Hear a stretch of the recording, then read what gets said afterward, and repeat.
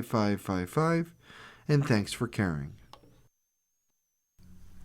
The following program is intended for listeners who are blind, have low vision, or another print disability that makes reading, holding a book, or turning a page difficult or impossible. The content is copyrighted by the USA Today. For more information, please visit us on the web at nfradioreading.org. The Niagara Frontier Radio Reading Service now presents a reading of articles and features from USA Today for the first hour of for Tuesday, May 26, 2026. Your reader today is Alan Blackburn this first hour. Pressure for peace with Iran is mounting. Expectations for a deal are running hot and cold. President Donald Trump was facing mounting pressure to finalize a peace deal with Iran after lowering expectations that a deal was near.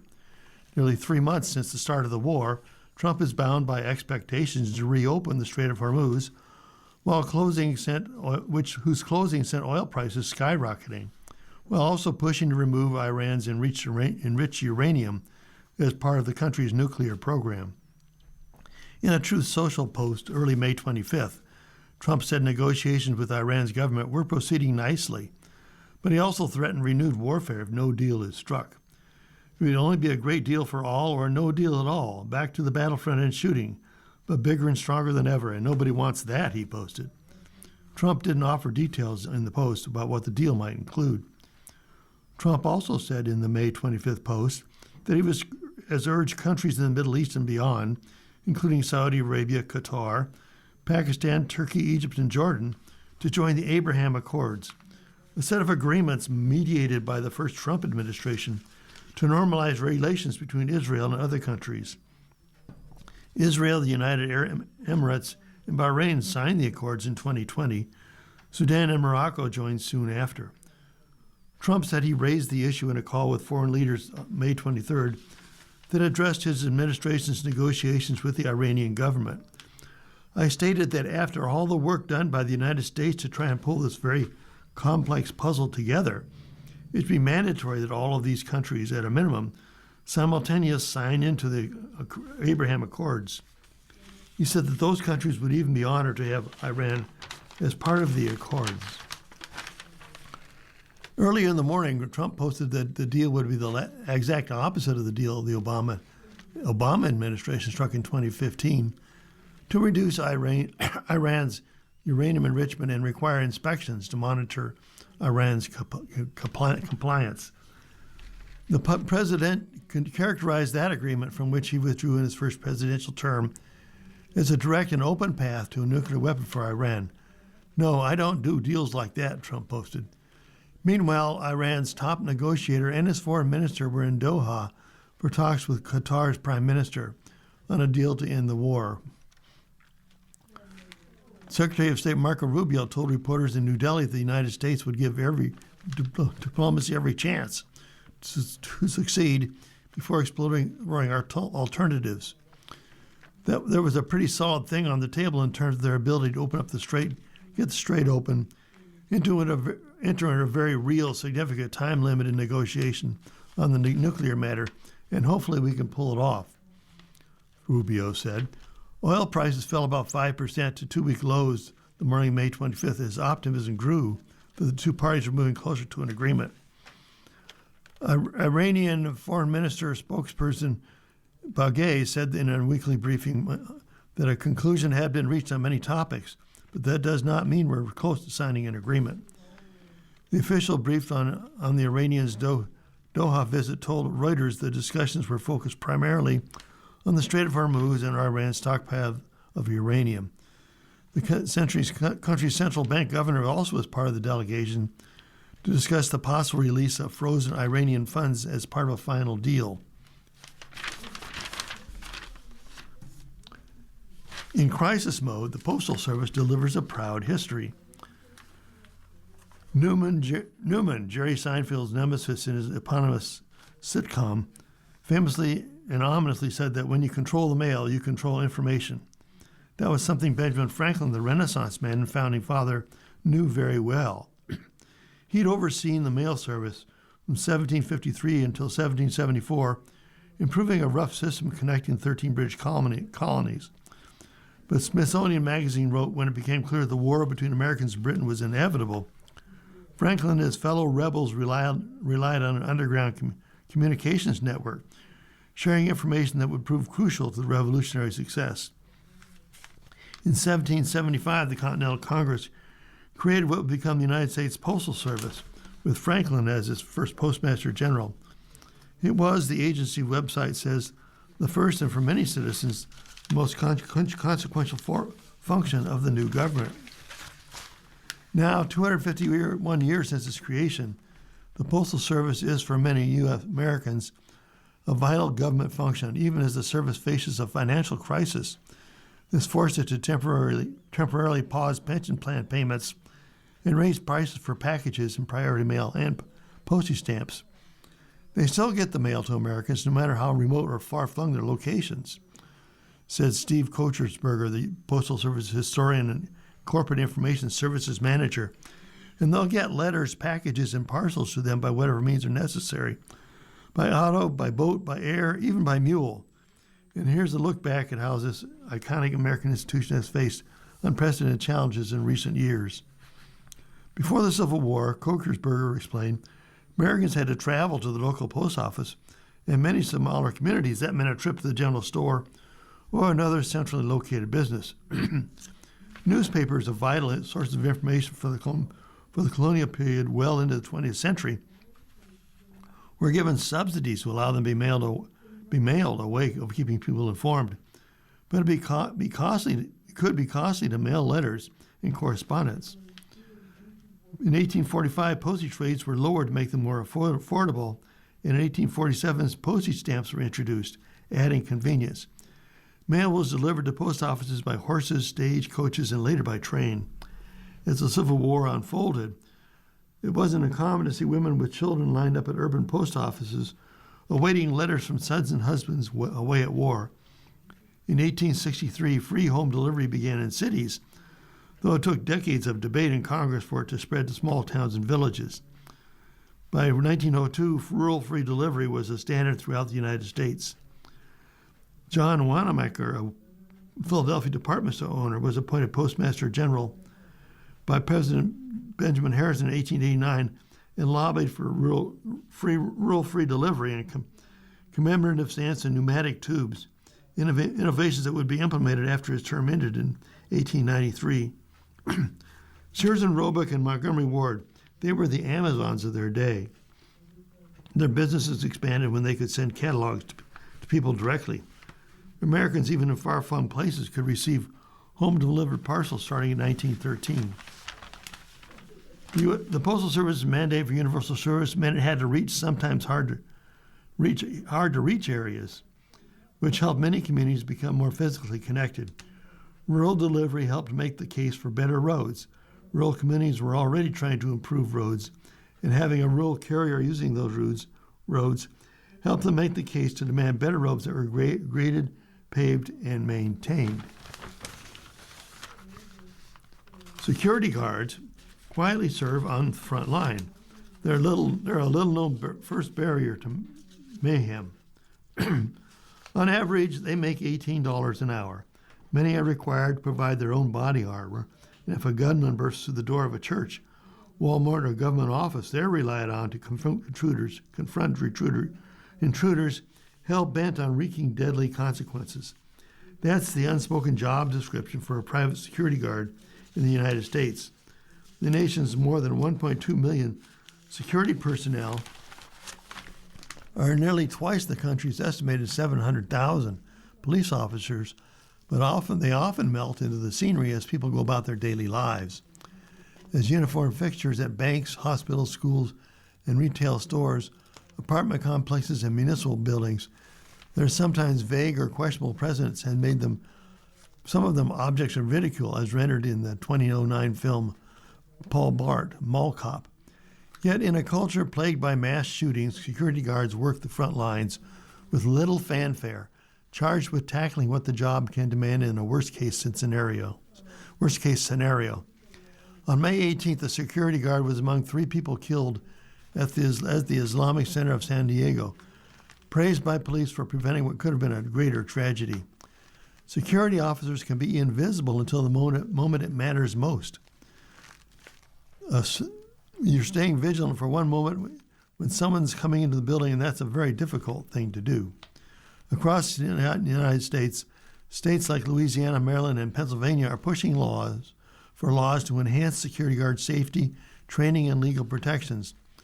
In New York City, where about 60,000 private security officers are employed, this year it passed the Allen Etienne Safety and Security Act, guaranteeing better wages, benefits, and time off for them. The act is named for a security guard who was killed in a mass shooting in July 2025 in the lobby of a Park Avenue office building. Security guards are the true first responders, said Robert Smith, CEO of Nightlife Security Consultants. Who's who on the scene when a stabbing or shooting take place? They don't often get the limelight, but they're there day in and day out, and their number one priority is to keep you safe. According to the Bureau of Labor Statistics, though, security guards experience injury rates comparable to those in other jobs. Their fatality rate is more than double that of the average employee. Assaults are most often the reason. Most of them happen in the evening and early morning hours. Nightclub security guards, for instance, often face volatile situations. On May 10th, Dominique Coleman, a 38-year-old security guard at an after-hours club in Fort Worth, Texas, was shot and killed when he confronted club patrons outside 3 days after 20-year-old security guard Jordan Jones was shot to death after breaking up a fight at a bar in Ackworth, Georgia. In October, security guard Amos Gary, 54 years old, was among 4 people killed in a shooting outside a bar and grill on St. Helena Island in South Carolina. Manny Marquez, Nightlife Security Consultants Chief Operating Officer, said the role of security guards is sometimes underappreciated even by business owners who hire them. Security operations for a hospitality venue are often at the bottom of priority list. It's not the sexy part of the business. It's not the latest cocktail or menu item. Security guards are basically a line item on a profit loss statement, and they don't get the attention they deserve. While police retention and recruitment police retention and recruitment perennial issues for law enforcement, businesses and municipalities such as Portland, Oregon, and Santa Fe, New Mexico, are turning to private security to fill the gap. Reports suggest the presence of security guards in public spaces may deter crime, but most don't carry weapons, and lack a police officer's authority to issue citations or make arrests. Their average wage is roughly half that of police officers, according to the Bureau of Labor Statistics, often without the accompanying pensions and legal protections. Nearly 3/4 of work in investigation and security services, the Bureau said, and many others are found at retailer outlets, hospitals, and schools. Security guards also provide a crucial presence at arts and sports venues, casinos, banks, bars, and nightclubs. Wages vary wildly. An Allied Universal officer position in Chicago for veterans and retired law enforcement officers starts at $28 an hour. Universal is among the biggest of such firms, with 770,000 employees in 100 countries. And Arrow Security posting at the synagogue starts at $55 an hour. In the Bay Area, however, 80% of private security guards don't earn enough to meet basic living needs, according to a study released in April. The state's private security guards earn $20 an hour on average. Some make it as little as $14.85 an hour. Nearly half are considered low-wage workers. David Kay said desperation led him to work for several years as a security guard in San Francisco. In 2020, he lost his tech support job and spent 3 months in a hospital battling COVID. With crippling medical bills piling up, Kay was forced to give up his home and live in Airbnbs. Friends of his had been guards and told him companies were always hiring. Kay needed a paycheck, and after 8 weeks of hours of training, he began to work as an unarmed guard for private Bay Area companies. One role had him monitor a generator outside a hospital that had been stripped of its copper wiring. Kay eventually rose to a supervisory role, but the pay barely covered the Airbnbs he was bouncing between. He made $22 an hour as an entry-level guard and $28 as a supervisor. In the world of private security, more pay often comes with more risk. When Kay's manager asked if he wanted to become an armed guard for a few dollars more an hour, he declined. "I don't want to be in a situation where I need a gun. My life is not worth an extra $40 a day." Still, unarmed guards can pay the price anyway. Half away, a world away in California, the Christchurch massacre had spurred another person to action. Amin Abdullah, the archery enthusiast and father of 8, decided to become a security guard after the incident, taking a job at the Islamic Center of San Diego. The beloved fixture of the center, he was, despite his warm and friendly demeanor, as watchful as a hawk. Even on a quiet day, he was alert and ready, said May Gutierrez, former school administrator at the Sentence Center. He was ready on May 18th when two gun-wielding extremist teens, apparently driven by the Christchurch killings, rushed past the security checkpoint that day. He opened fire, radioing teachers amid the melee to lock their doors and get the school's 140 kids into hiding places.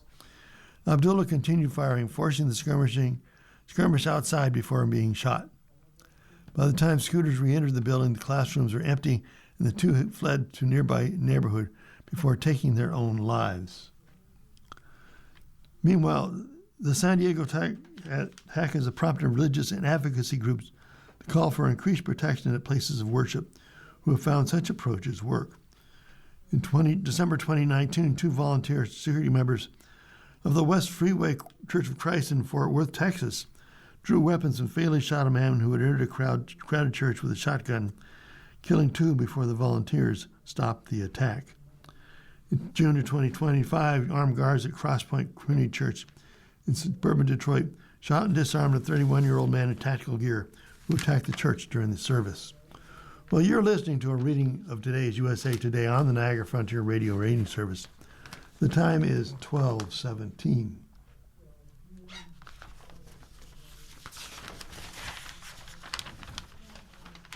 A suspect is dead and a bystander hurt in a shooting near the White House. A gunman opened fire near the White House over the weekend and was shot and killed by Secret Service, the agency said. A bystander was also struck by gunfire in the May 23rd attack, but no officers were injured. President Donald Trump was in the White House at the time, but was not affected. The shooting took place shortly after 6 p.m. near 17th Street and Pennsylvania Avenue outside the White House on the west side. The gunman pulled a weapon from his bag and began firing, according to the Secret Service statement. Officers returned fire, hitting the gunman, and he was pronounced dead at the hospital. The Secret Service did not release the condition of the bystander. In a social media post May 24th, Trump thanked our great Secret Service and law enforcement for the swift and professional action. Authorities have identified the suspected gunman as 21-year-old Nasir Best, according to an official familiar with the incident. Court records show Best of Dundalk, Maryland, has a history of interactions with Secret Service officers outside the White House. He was charged in the D.C. Superior Court with attempting to unlawfully enter 1699 State Place Northwest, one of the entry points of the White House complex, on July 10th of 2025. Best claimed he was Jesus Christ and wanted to be arrested, according to the police affidavit. The Secret Service was familiar with Best walking around the White House complex, inquiring how to gain access at various entry points. Best was involuntarily committed on June 26, 2025, by the Secret Service for allegedly obstructing vehicle entry to the White House complex at 15th Street and E Street. Saturday's incident outside the White House sent reporters who were working nearby scrambling and prompted a multi-agency law enforcement response. FBI Director Kash Patel said his agency responded to the shooting. The FBI is on the scene and supporting the Secret Service responding to shots fired near the White House grounds. What sounds like multiple gunshots can be heard in a video ABC News reporter Selena Wang posted of her taping at the White House. The noise sent Wang ducking for cover.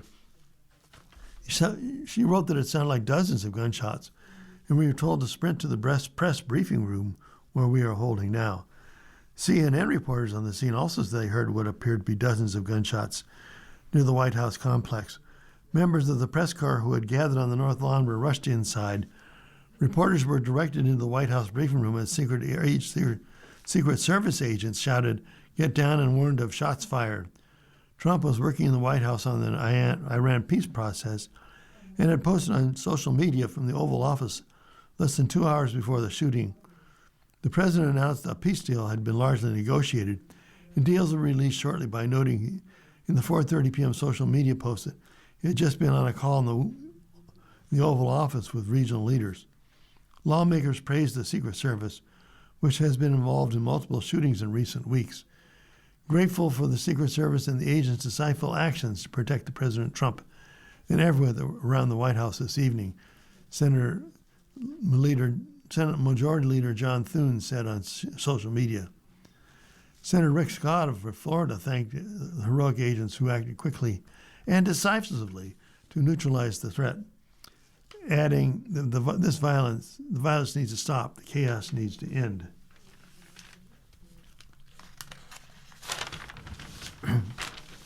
Trump to deploy 5,000 troops to Poland. The move reverses the threat to cut forces in Europe.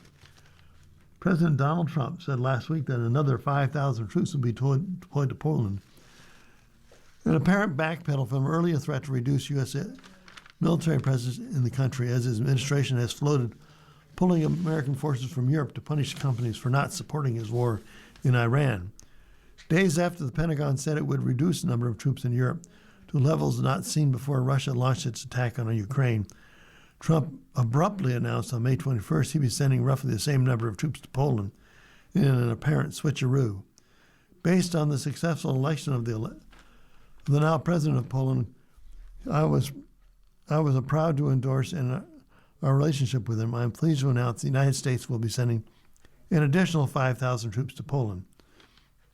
The comments appear to contradict the Pentagon's announcement 2 days earlier that it would cut the number of brigade combat teams assigned to Europe from four to three, effectively canceling the scheduled rotational deployment to Poland of around 4,000 troops currently stationed in Texas. The reduction was aimed at incentivizing and enabling our NATO allies to take primary responsibility for Europe's conventional defense. In recent weeks, Trump has threatened European leaders that he would reduce the U.S. president's roughly 85,000 troops in Europe to punish allies for not sufficiently backing his war in Iran. Earlier this month, the military said 5,000 U.S. troops would be withdrawn from Germany. This announcement came shortly after Frederick Merz, the country's president, said Iran had humiliated the United States in the war. Trump and Pentagon Chief Pete Hegseth have lambasted European countries for not doing more to help release Iran's grip on the Strait of Hormuz. It's unclear whether the additional 5,000 troops headed to Poland would come from the same Army unit initially scheduled to deploy or from another unit entirely. The Pentagon referred to USA Today's questions to the White House, which responded with a link to Trump's Truth Social post that simply said that the troops would be deployed. Trump administration officials have downplayed the decision or any suggestion that the administration had contradicted itself. Speaking to reporters on May 22nd, Secretary of State Marco Rubio chalked up the floated troop reductions to the administration constantly reevaluating troop matrix in the world. None of this is surprising, although I understand why it creates some nervousness. There's a broad recognition that there's going to be less troops in Europe than there have been historically been. Vice President J.D. Vance told reporters the day of the announced cuts to troops in Poland before Trump's announcement on Truth Social that we're not talking about pulling every single American troop out of Europe. We're talking about shifting some resources around in a way that maximizes American security. I don't think that's bad for Europe. That's encouraging Europe taking more ownership. Vance also characterized the change as delay in troop movements Those troops go elsewhere in Europe, he said. Becca Wasser, who has research on defense issues at Bloomberg Geoeconomic Terms team, said the Pentagon may have gotten ahead of Trump in rebuking Poland, a country that has maintained a chummy relationship with the Trump administration.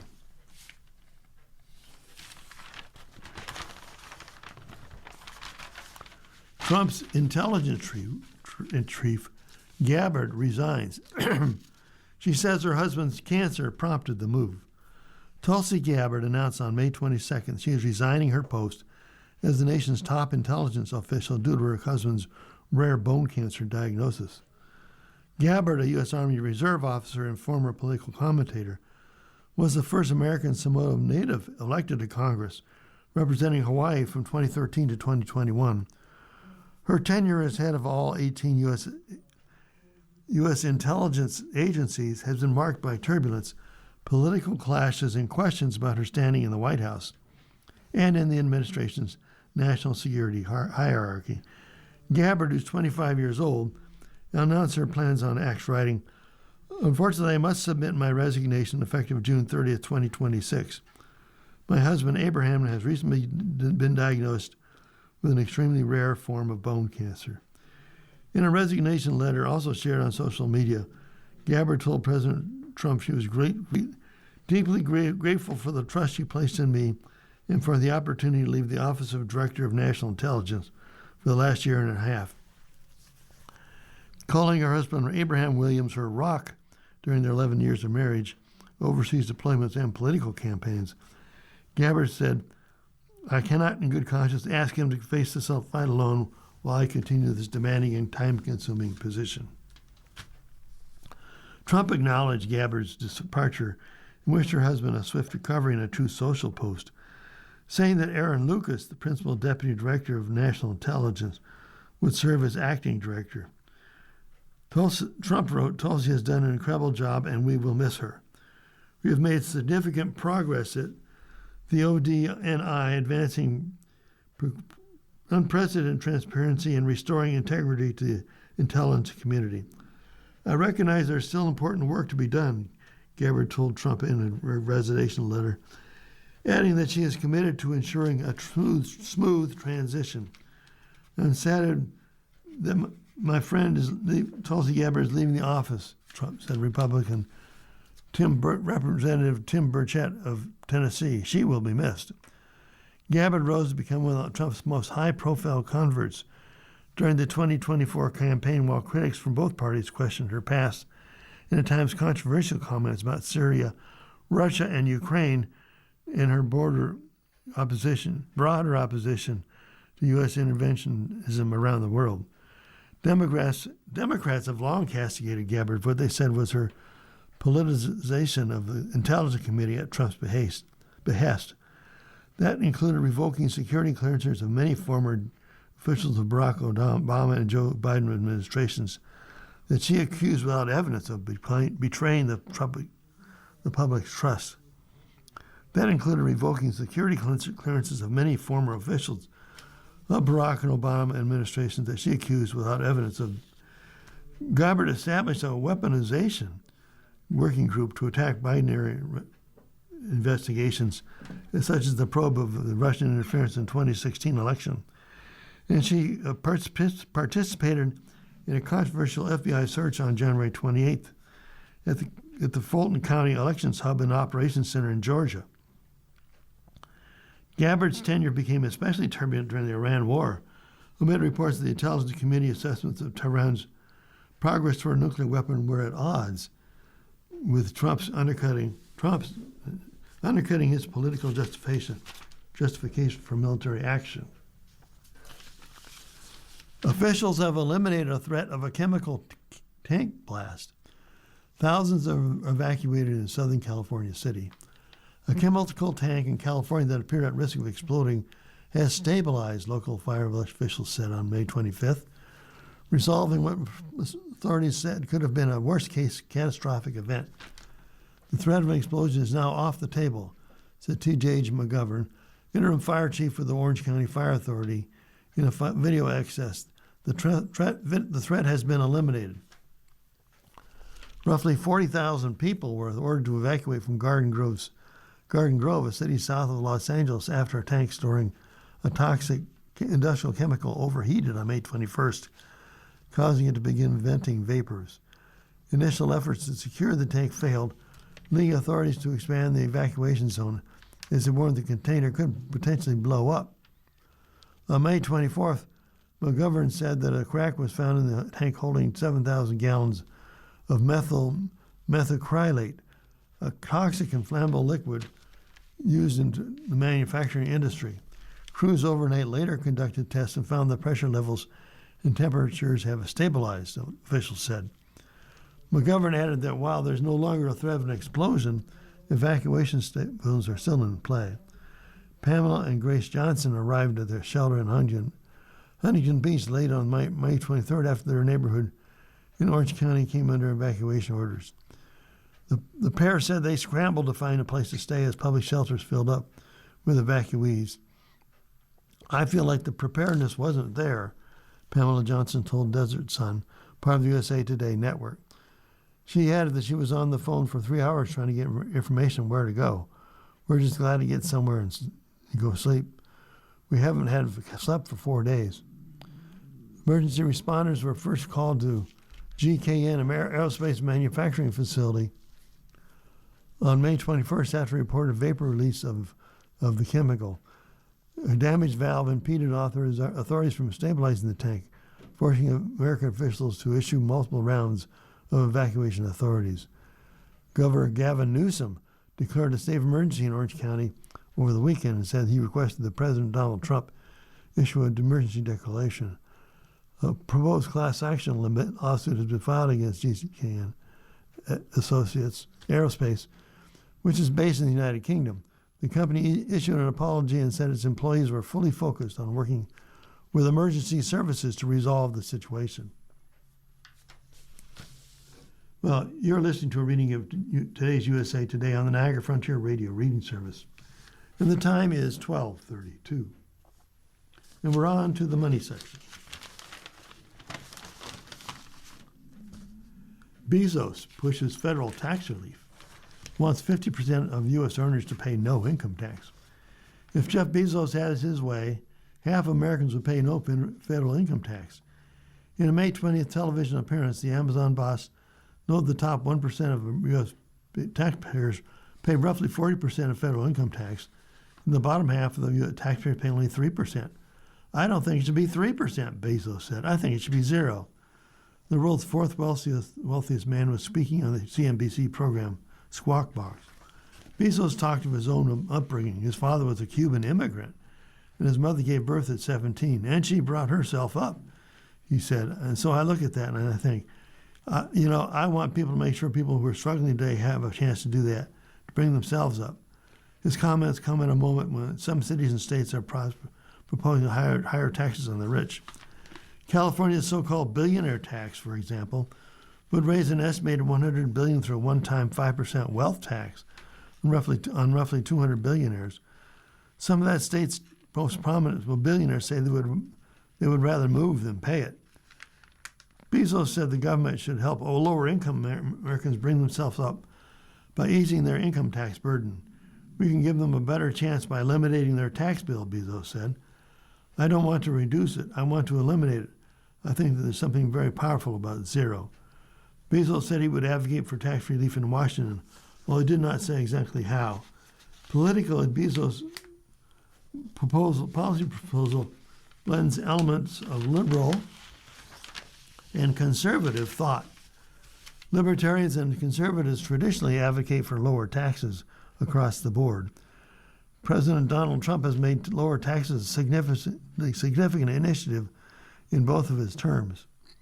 Progressive and Democrats, by contrast, typically focus on tax relief for lower-income Americans and higher taxes on the wealthy.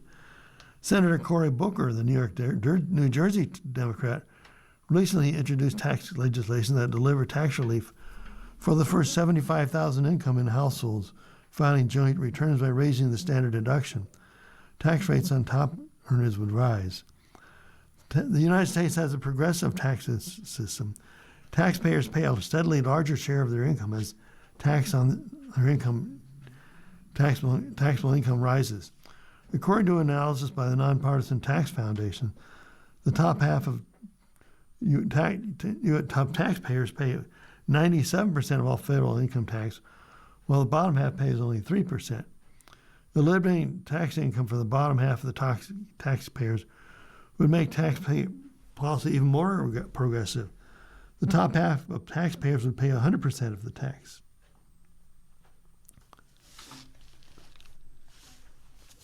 Here's a column by Johnny C. Taylor, Human Relations column.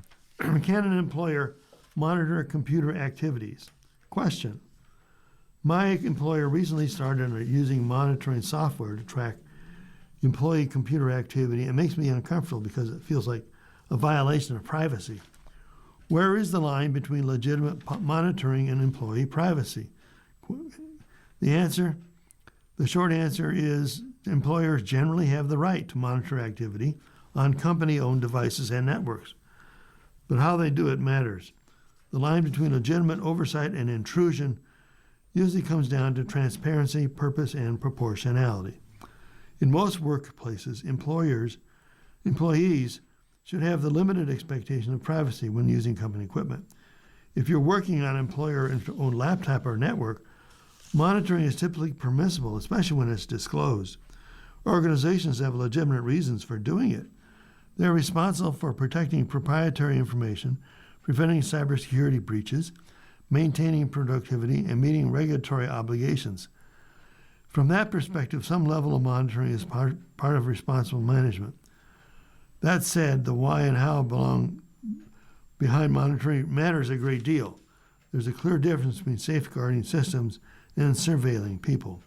Monitoring network activity to prevent data leaks or cyber attacks is very different from intrusive practices such as activating webcams without clear consent, or tracking employees outside of working hours, or capturing personal communications unrelated to work.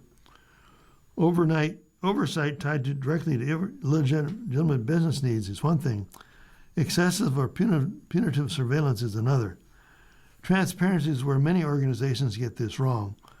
Employees should know what's being used, what's being monitored, and how the data will be used, and who has access to it.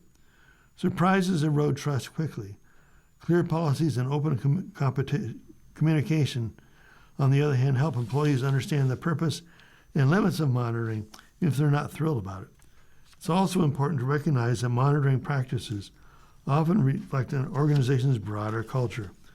Some companies operate from a high trust philosophy and use minimal safeguarding, focus primarily on security. Others rely more heavily on metrics and oversight. Neither approach is inherently right or wrong, but they can create very different workplace experiences.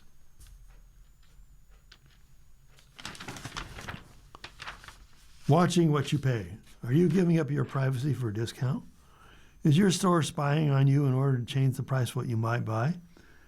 Surveillance pricing, the practice of using shoppers' personal data to alter prices, is a controversial topic. Opponents say surveillance pricing is unfair, and shoppers don't want to pay different and sometimes higher prices for the same item. Proponents say surveillance pricing is used to offer discounts to shoppers, as does not raise costs. A growing number of states are starting to weigh in on the practice, with at least 40 bills in 24 states looking to limit or ban surveillance pricing. In April, Maryland became the first state to prohibit it, though opponents such as Consumer Reports say the law does not go far enough in protecting consumers. Additionally, U.S. Representative Frank Pallone of New Jersey, ranking member of the House Energy and Commerce Committee, launched an inquiry into surveillance pricing in May.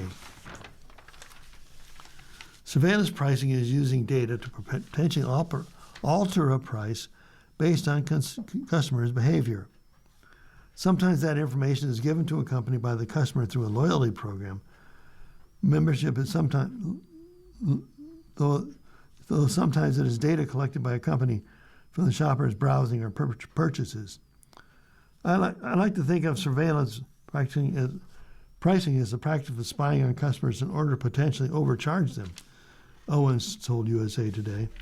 It is a practice that is becoming more common as shoppers spend more of their time shopping online, where it's relatively easy for companies to track lots of behavior about you.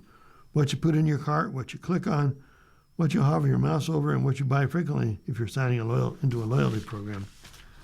In a recent survey of voters, 76% of respondents said they supported bans on surveillance pricing. 72% of voters in the survey said they believe discounts should be equal for all customers, even if that means smaller bargains. 83% of voters in the survey said they supported companies using loyalty programs for personalized discounts.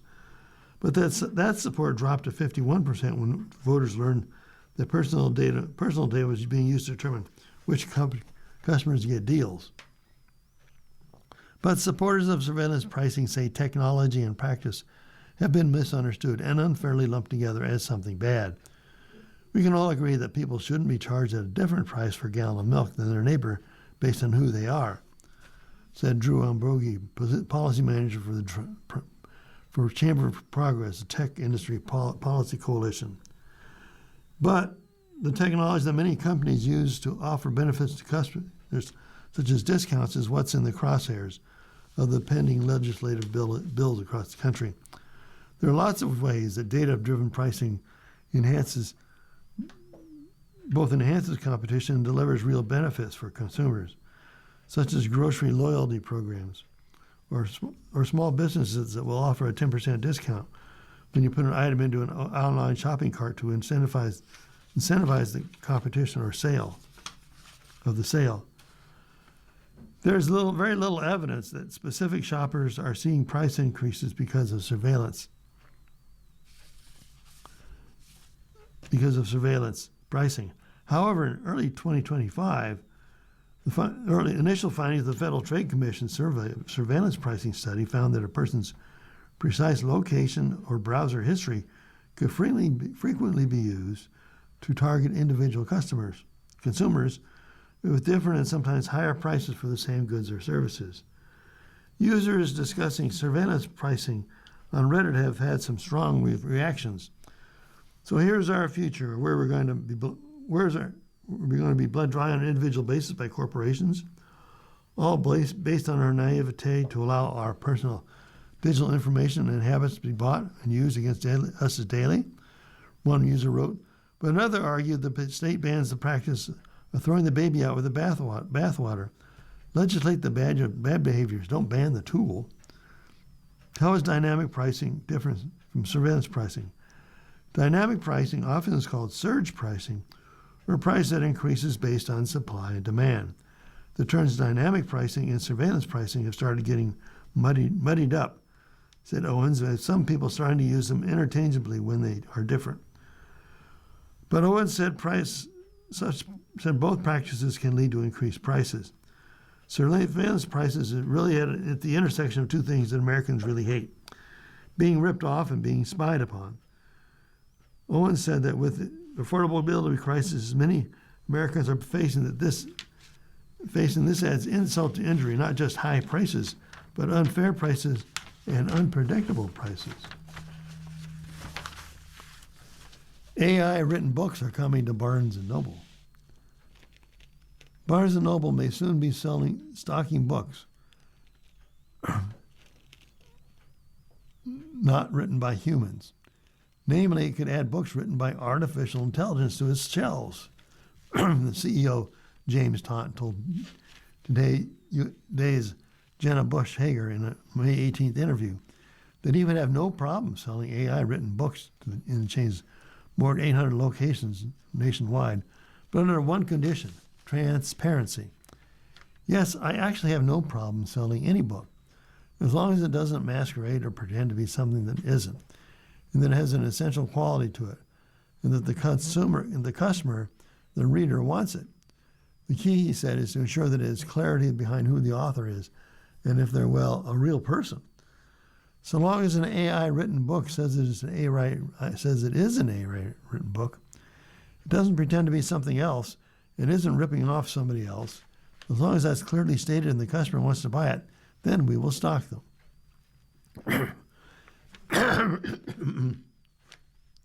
AI books may already be on Barnes & Noble shelves. Daunt, who took over as CAO in 2019, also told you today that he is optimistic about the future of the industry. Having withstood the test of changing tech before, the rise of AI doesn't scare him. Especially because, he pointed out, people don't necessarily seem to be champing at the bit to get their hands on robot-written work, at least not yet. At the moment, it seems unlikely to us that these AI-generated books are going to get much commercial traction, he said. So I think that's something that one should treat with common sense and acceptance.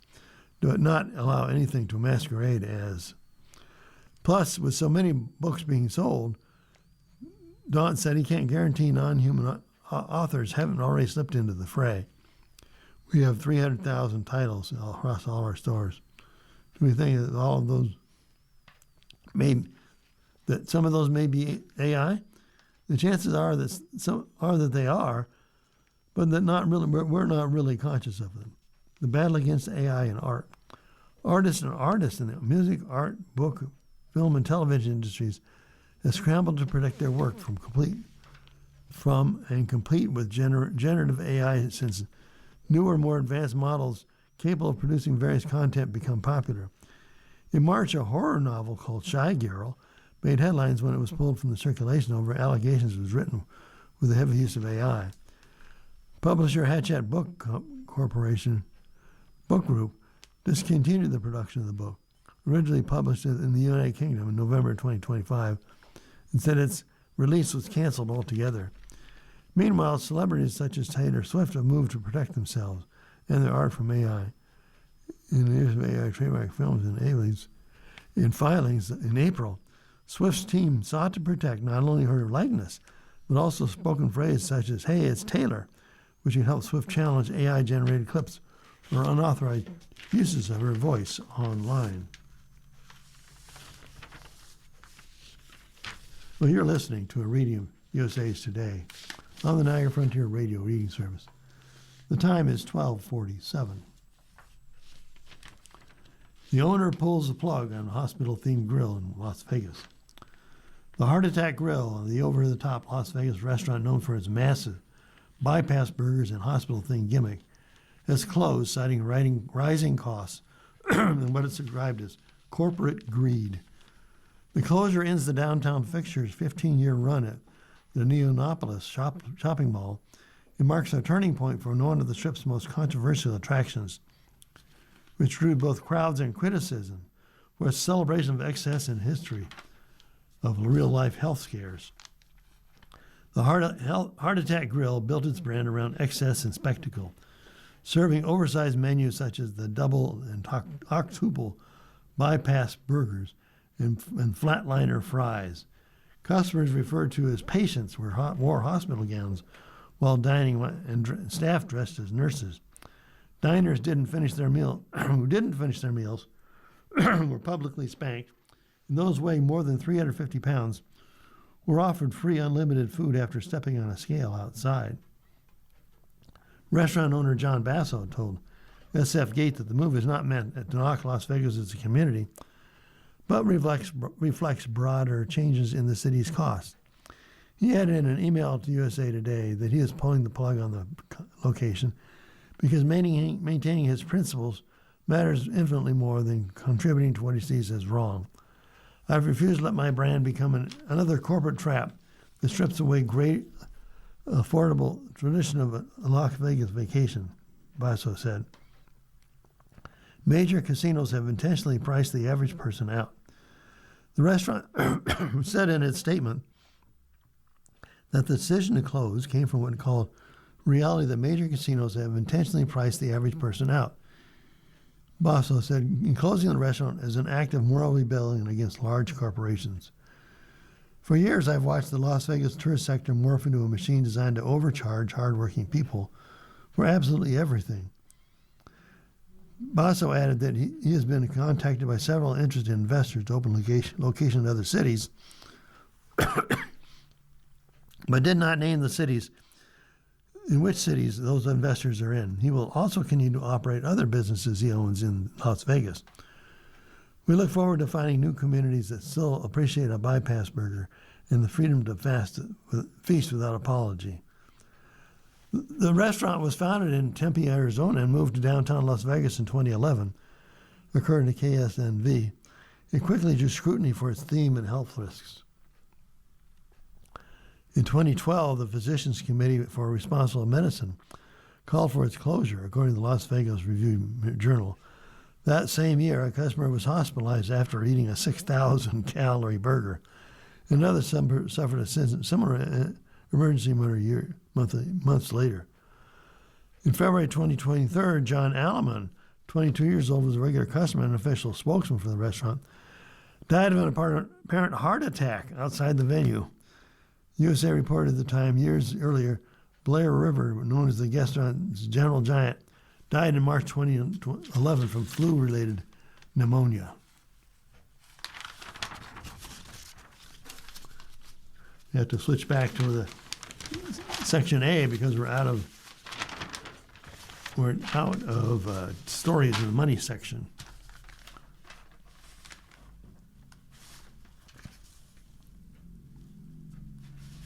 At last, Starship's 12th flight flies after delays. Excuse me.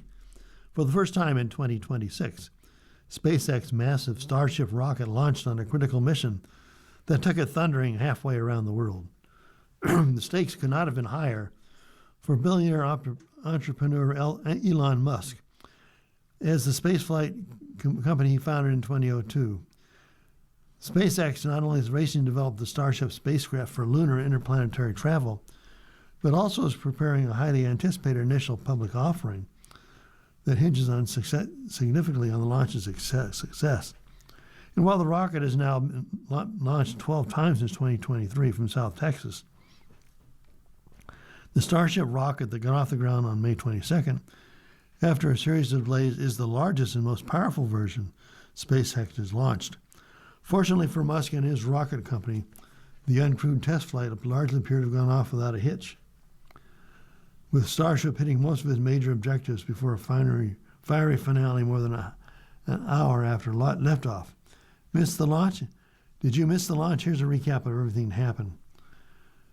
SpaceX initially was working toward a May 19th launch of Starship for the first time in 2026 before a series of 3 delays, including one scrubbed on May 21st at the last minute. But the Starship rocket finally got off the ground right on time at 6:30 p.m. Eastern Time, May 22nd, making it the first test flight since October 25th.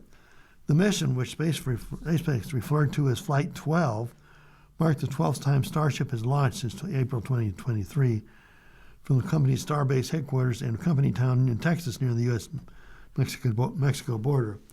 This time, though, Starship launched from a completely new launch pad at Starbase.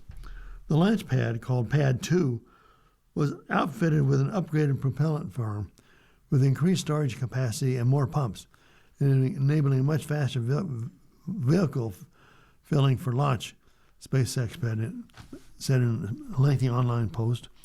What's more, the mechanical arms on the launch tower, tasked with catching and returning booster, nicknamed chopsticks, are shorter to allow them to move more quickly to track and secure a booster as it descends. Flight 12 debuts version 3 of Starship. Crucially, the flight test marked the debut of SpaceX's third-generation prototype of Starship, standing at 407 feet tall when fully stacked. The new iteration of Starship, known as Version 3 or V3, became the largest and most powerful rocket in SpaceX has ever launched. If all goes to plan, Starship Version 3 is due to become the rocket that finally reaches orbit. SpaceX is developing the prototype to be capable of refueling mid-flight in a complex process that requires 2 Starships equipped with docking adapters to meet in orbit and transfer propellant. The capability necessary for Starship to reach distant destinations like the Moon and Mars. The main objective of the flight test, SpaceX explained online, was simply to test both new pieces of hardware in the flight environment for the first time. Super Heavy booster lands off the Gulf Coast near Texas. Similar to previous designs, the fully integrated Starship spacecraft is composed of both a 236-foot tall booster known as Super Heavy, as well as a 777 feet tall upper stage Starship. Both the Super Heavy booster and the upper stage, sometimes referred to as the ship, underwent significant upgrades in preparation for the launch. Powered by 33 of SpaceX Raptor-class engines, the booster provided the initial burst of thrust.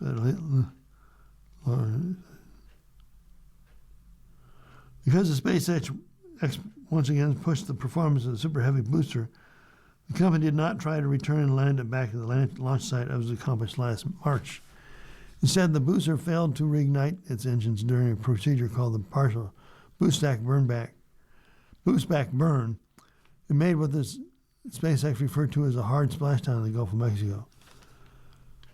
The upper stage had a much longer flight, using its own 6 Raptor engines to fly halfway around the world before landing and exploding in the Indian Ocean to the boisterous cheers of SpaceX employees gathered to watch the flight. While one of the engines was lost during the descent to the suborbital space, the vehicle still managed to reach its planned trajectory. Along the way,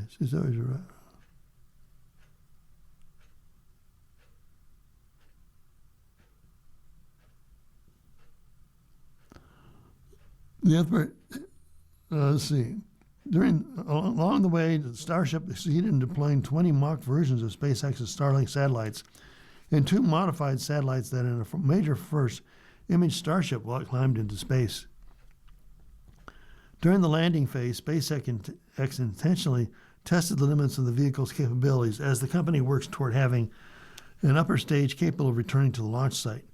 Starship ultimately executed a landing flip, landing, burn, and splashdown using 2 of its Raptor engines. What did Elon Musk say about it? Musk, the chief executive of SpaceX, congratulated his team in a post on X on an epic first Starship V3 launch and landing, adding, "You scored a goal for SpaceX." We'll take a look. You're listening to a reading of articles from USA Today for Tuesday, May 26, 2026, on the Niagara Frontier Radio Reading Service. We'll return for more readings after this short break. Your reader today has been Alan Blackburn. If you're listening to this publication online, you're probably using our website, a podcast player like Spotify or iTunes, a streaming service like Siro, or a smart speaker.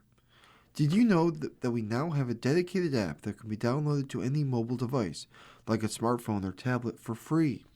App users can conveniently access our live stream and any episode of our podcast easier than ever. To download the app, just type NFRRS in the search window in the Apple App Store or in the Google Play Store. Contact us anytime if you have any questions by calling 716-821-5555, extension 5. Thank you.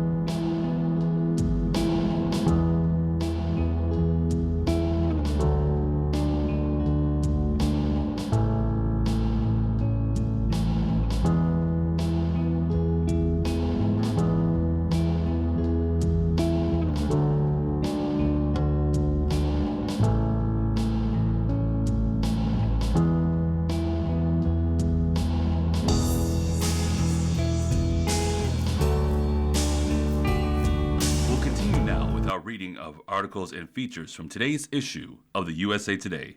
Your reader for this hour is Brian Mendola. How you doing? Reading from the sports and leisure section.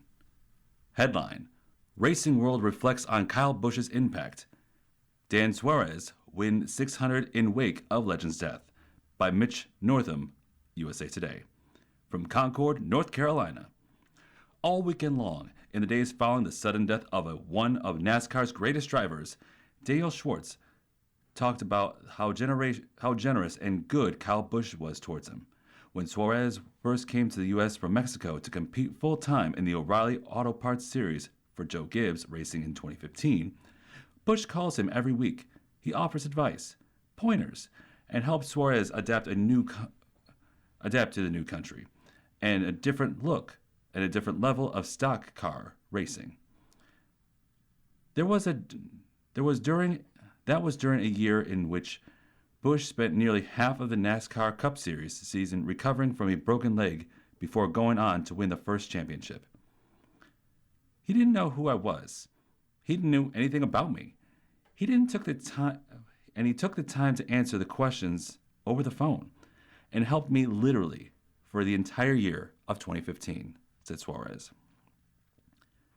He didn't have to help the Mexican kid that could barely speak English. I just love the guy. He was an amazing person.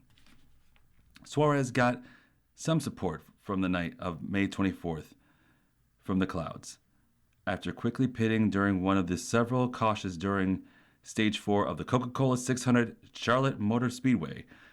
Suarez skillfully escaped pit road to be the first car out. He remained in the lead for the final 17 laps of the race, blocking Christopher Bell and driving into clean air before more cautious came due to lightning and rain. Ultimately, NASCAR called the race within 27 laps to go, and Suarez was the car in front.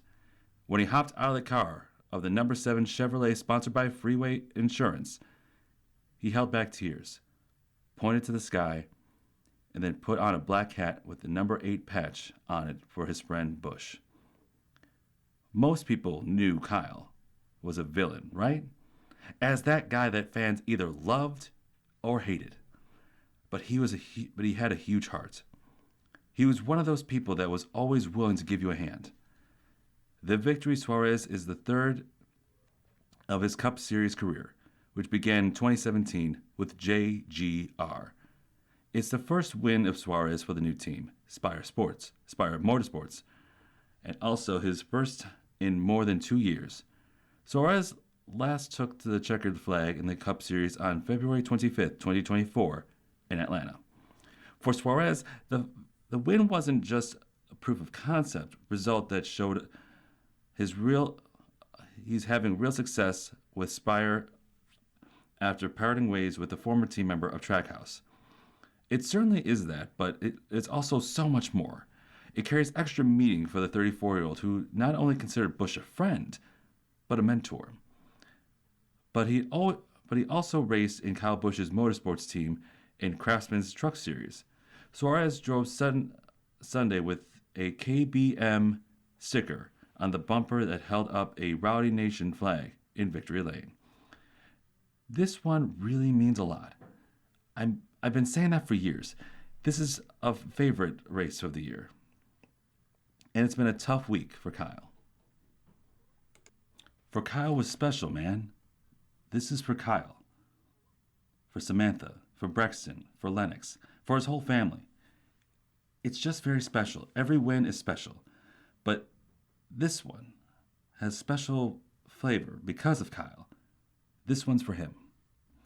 The Coca-Cola 600 was the first Cup Series race following the loss of the 41-year Busch, who died May 21st due to what his family calls complications of severe pneumonia that progressed into sepsis. Memorial Day weekend is usually celebration for motorsports for the Coca-Cola 600 and the Indy 500, both running on Sunday, but NASCAR garages were full of sadness at Charlotte Motor Speedway. Those emotions remained heavy on the Busch family, appeared alongside NASCAR CEO Stephen O'Donnell before the race.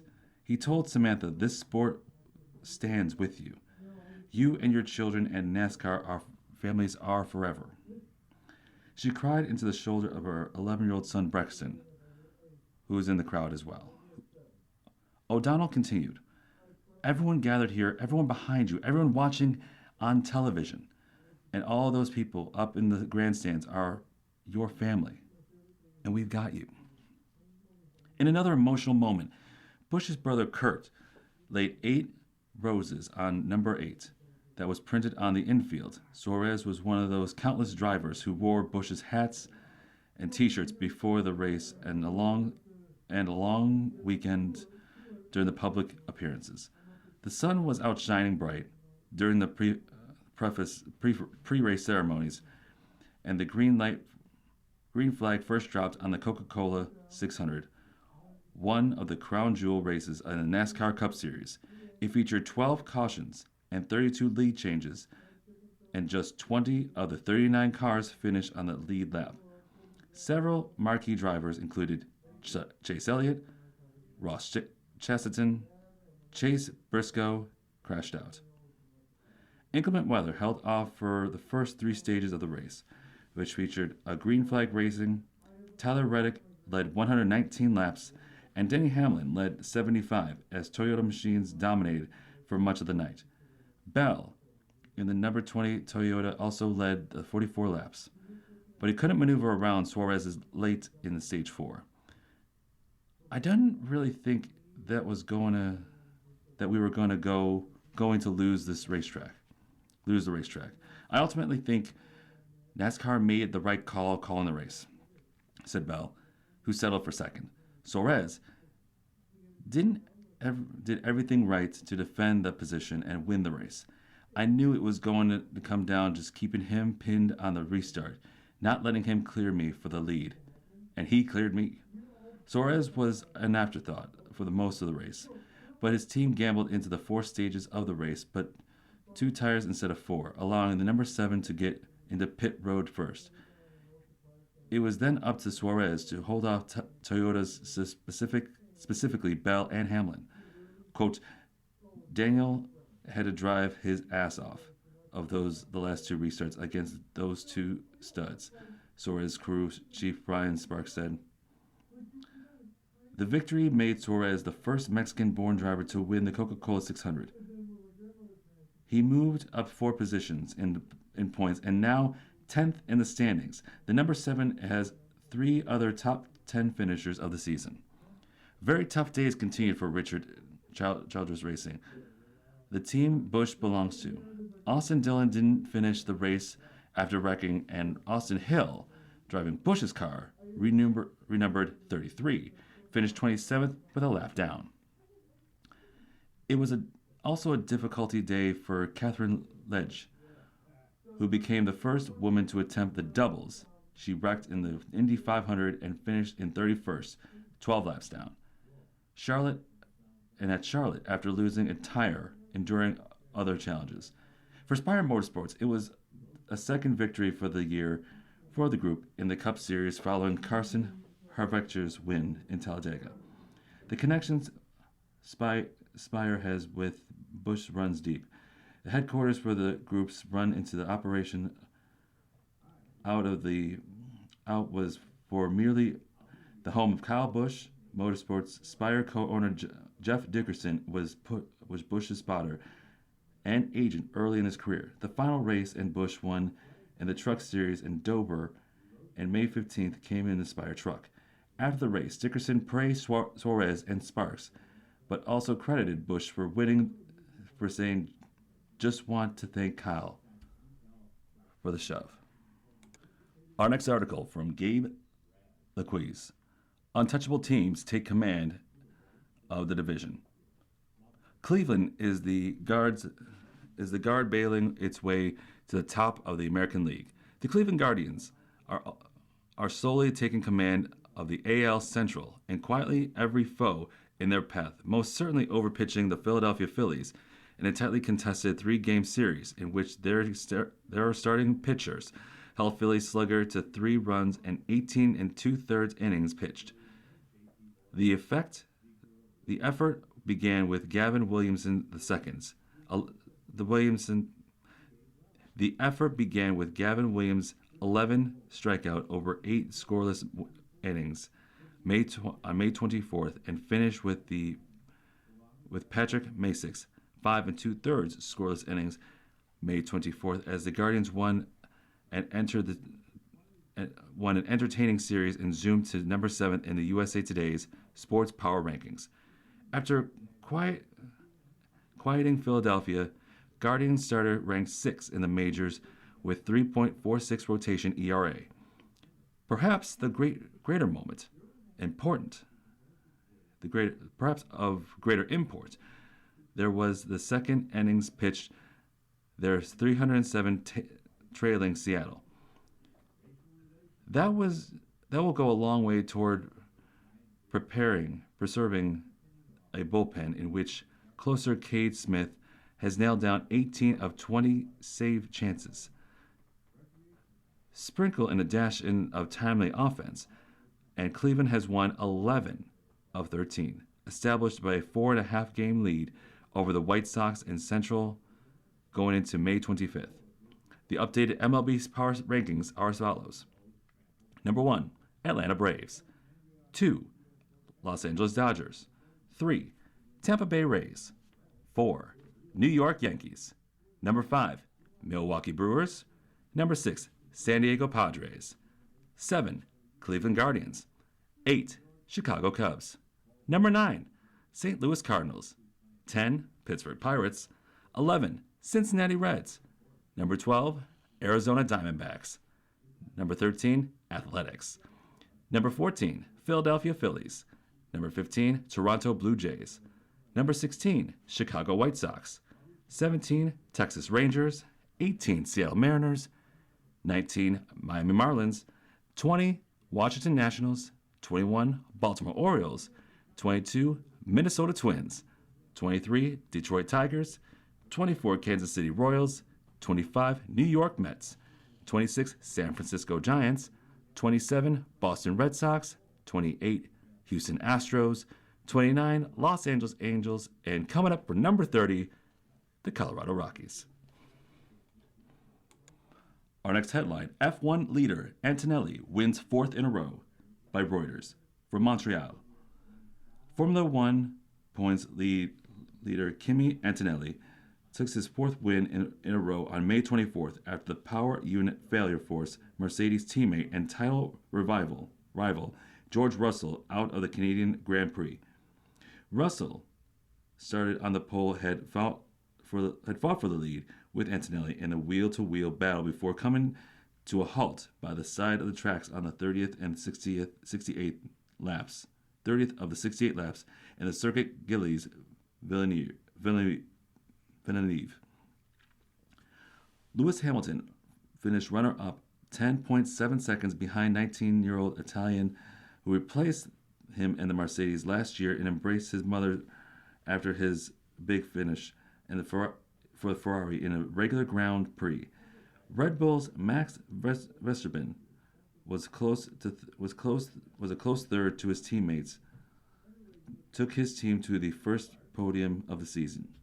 Antonelli increased his lead over Russell with a 18-43 points after 5 Grand Prix, all won by Mercedes, and 3 Saturday sprints. Quote, "It was very close, and the retirement was a shame for him, as it would have been a very cool battle, but we will take it another win," said Antonelli, the first Italian since Alberto Araschelli in 1952 to win 4 in a row. "When I was on my own, I was trying really hard to manage the tires, and some graining started to appear on the front left tire." Antonelli is the first driver in history of F1 to take his first of 4 wins consecutively, and his podium was the 300th by Mercedes drivers since it was returned to F1 as a works team of 2010. Mercedes now leads Ferrari by 72 points in the constructors' standings. You are listening to a reading of today's issue of USA Today on the Niagara Frontier Radio Reading Service. The time is 15 minutes past the hour. Headline: Mississippi State ends OU streak, making first WCWS, by Austin Curtright, USA Today Network. Mississippi State softball took down a Goliath of the college softball world on May 24th, ending number 3 Oklahoma's 9-season Women's College World Series streak while earning its first WCWS appearance in the process. The Bulldogs entered the winner-take-all Norman's Super Regional after a 7-1 loss in Game 2, with the momentum shifting in the Sooners' favor. However, Mississippi State already has the Sooners back against the wall once in the 3-game series, having overcome a 6-2 deficit in the 6th inning of Game 1 before completing a 11-9 comeback win. Coach Samantha Ricketts, a former player and coach of Oklahoma under the legendary Sooners coach Patty Gasso, and her squad dominated OU in every aspect en route of their 6-0 win in front of a packed crowd in Norman, Oklahoma championship. In Norman, Oklahoma, Gasso, an 8-time national championship, entered Game 3 with a 68-5 record against her former assistants too. The upset wasn't the only record broken in the game. Mississippi has also shut out Oklahoma for the first time since Alabama defeated the Sooners 1-0 in 2019, breaking a 399-game streak. It's an impressive win for the program on the rise. The Bulldogs entered the 2026 season with a super regional appearance in the program history and no wins in the round. Mississippi State has had Oklahoma in the first super regional loss in 2019 in Game 1 of the series, and to keep the Sooners from the WCWS for the first time since 2015. Veteran pitcher Delaney Everett tossed a gem, throwing a complete game shutout while allowing just the 3 hits and 3 strikeouts. Cleanup hitter Kinley Keller led the way in the offensive, going to a 2-4 with 3 RBIs alongside Morgan Badorini and Paige Ernitz, both slugging home runs. Oklahoma now enters the offseason in the unprecedented territory following its run of the 6 national championship 8 seasons from 2016 to 2024. The Sooners had now missed out on the national championship series for 2 consecutive seasons, for the first time since 2014 to 2015, which is the following back-to-back national titles of 2016 and 2017. The Bulldogs are now aiming to prove that they belong to WCWS. They enter the postseason ranked in 167th nationally. In runs scored per game, 4.75, but the bats are hot, having now scored 11 of the 6 runs in wins against Oklahoma, and the odds in favor to win the national championship this season. Taking down Oklahoma is quite the start. Our next headline: Clark triumphs with electric Texas finish, by Adam Shipok, Golf Week, USA Today. Having rotated through as many putters as he has fingers in the last year, Wyndham Clark did not need to be told where he ranked in putting on the PGA Tour to know he has been on the struggle bus for way too long. But when CBS Amanda Balanis mentioned May 23rd during a post-round interview, he ranked 137th in strokes gained, putting his response, "Geez, I didn't think I've ever been that bad in putting starts since that putting. I didn't think I've ever been bad in putting stat. So thanks for letting me know." Everything is bigger in Big D, as well as a suburb in McKinley, Texas, where Clark shot 11 under 60 at TPC Craig Ranch on May 24th to win the CJ Cup. Bryson Nielsen by 3 strokes over Si Woo Kim and 5 over world number 1 Scotty Scheffler. Clark posted a back 928, including a 5-foot eagle at 12, leapfrog into the lead on 40-foot birdie, put a 15 to win for the 4th time on the PGA Tour. Quote, "I knew I had to put the pedal to the metal and keep making birdies, he said. I made more than I thought I was going to make for sure. Approaching the 15th green, Clark told caddy Dave Pelucas that they had made a bomb all week. Pelucas, who goes by Big Wave Dave, ticked off a bunch of putts Clark had holed during the course of the tournament. But Clark shook his head from side to side, saying, quote, "Those were mini bombs. How about we make a bomb?" Then he did just that. It was a type of week where Clark found an uncomfortable mental space. It also felt like I was playing at home, and every hole was a new hole. I didn't worry I was just making 6 birdies or that. I needed to make even more. I was just right. I was just like, well, all right. I have a 20-footer. I see it the left edge, and I hit it, and it would go in, Clark said. It was a different zone than I had been in before, that's for sure. The victory came nearly after a year of emotional outbursts. First at the PGA Championship, where he threw a club in anger and nearly struck a volunteer. And then the US Open, where a video of a locker he destroyed at the Oakmont Country Club went viral, and narrative around him shifted from someone who had overcome the loss of his mother to cancer during college to one prone to temper tantrums. The 32-year-old was quick to acknowledge his mistakes that he made last year in his post-victory interview. The greatest thing about having a downfall like that is the comeback, Clark said. Today feels like really special after having a really tough year and grinding it out. Clark, in 2023 U.S. Open Championship, went winless last year and didn't qualify for any of the tour's signature events this season.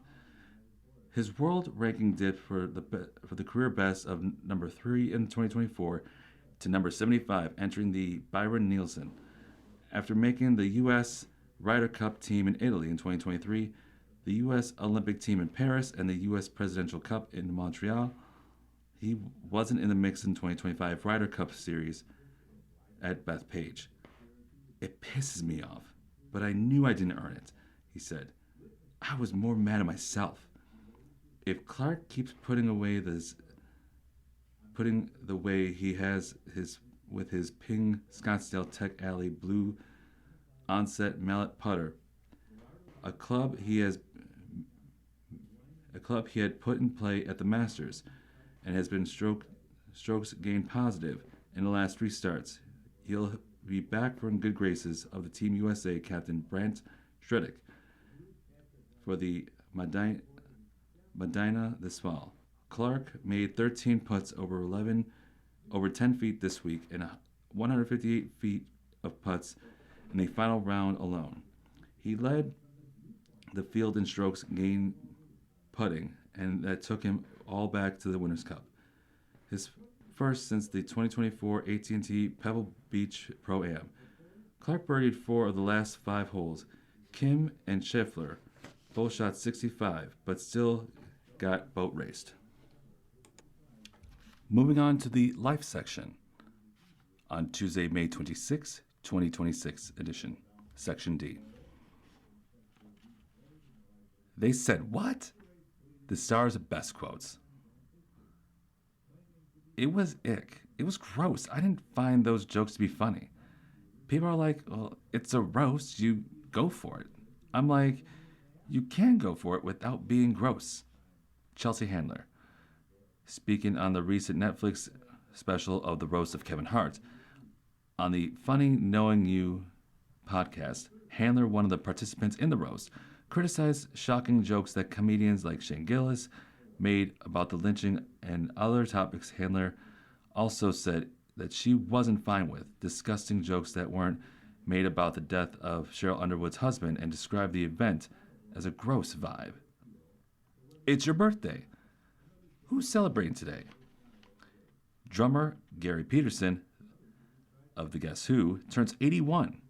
Singer Stevie Nicks turns 78. Singer, musician Hank Williams Jr., 77.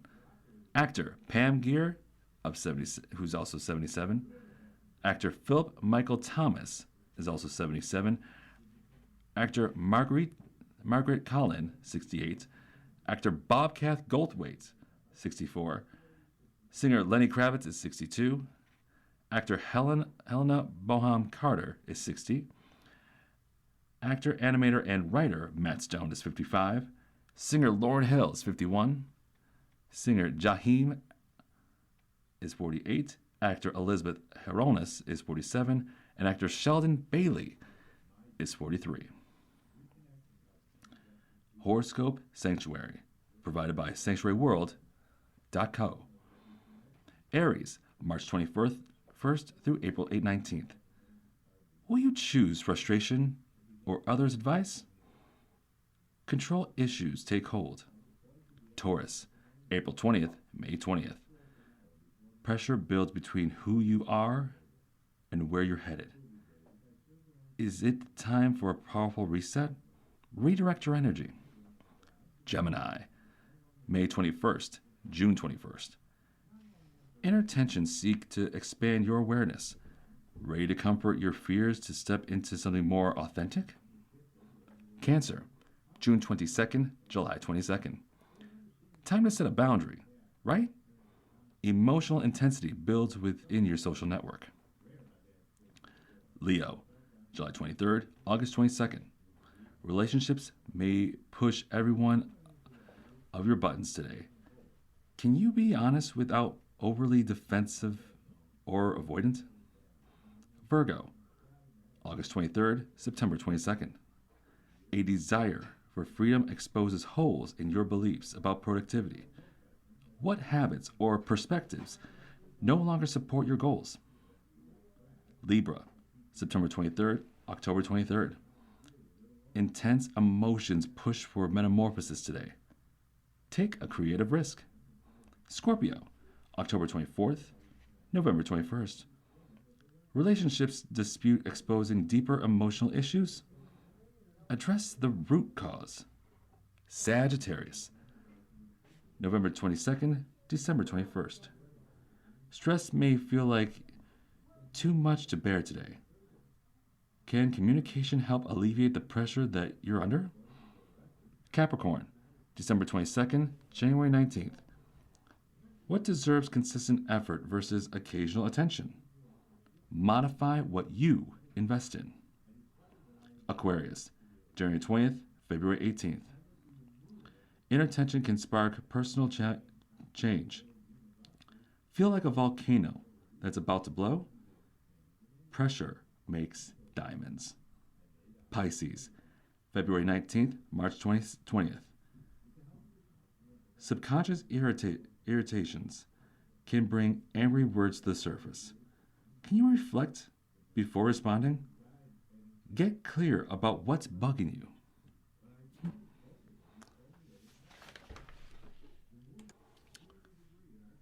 You are listening to a reading of today's issue of the USA Today on the Niagara Frontier Radio Reading Service. The time is about 29 minutes past the hour.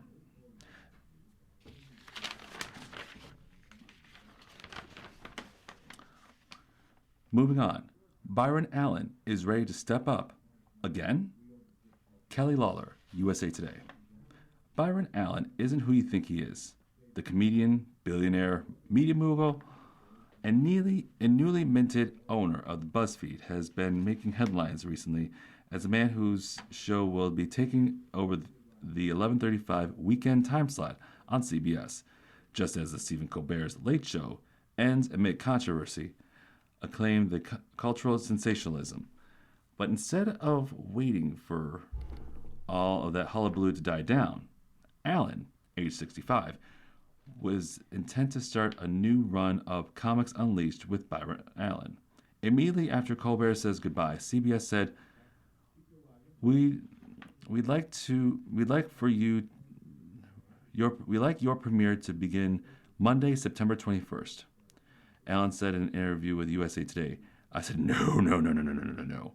Colbert has said that this was the last night would be Thursday, May 21st. I want to go the next night. Johnny Carson's last night was May 22nd, 1992. 34 years later, I'm stepping up. Comedy legacy, like the pioneer Carson, is the utmost importance for Allen. His status of Colbert's replacement has thrusted him into a bigger spotlight than ever before, and even more so, 50 years of the comedy scene. But Allen is out to prove his separate legacy, and he's got some credentials. I've dedicated my life to making people laugh. It's been quite the journey.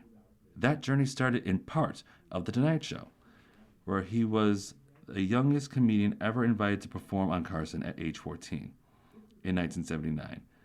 Even before that, he was hanging around NBC's studios in LA, where his mother worked for years as an intern, tour guide, and publicist. He was writing jokes with Good Times star Jimmy Walker and pre-late night host David Letterman when he was a teenager.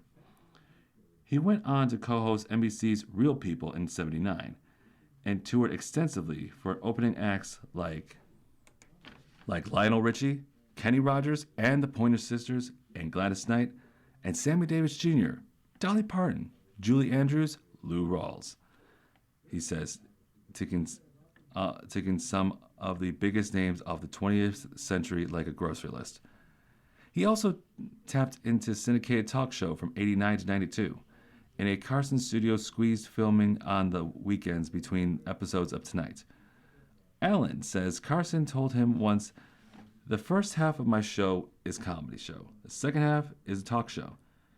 You want to do a comedy show. Comics Unleashed is a half-hour," Allen says pointedly, "Comics Unleashed is pure comedy gold and is a pure comedy show. No one's plugging anything." Unleashed was launched in '06 and is about to celebrate its 20 years on the air, mostly in syndication, meaning it airs on different local affiliates at different times, as do many daytime shows. The format is different. The Late Show, in that it's not a talk show, but rather a pure comedy panel show featuring the comedians chatting with each other and cracking jokes without any celebrity interviews or musical performance. And though that format is rare in the US, it's wildly popular in the UK.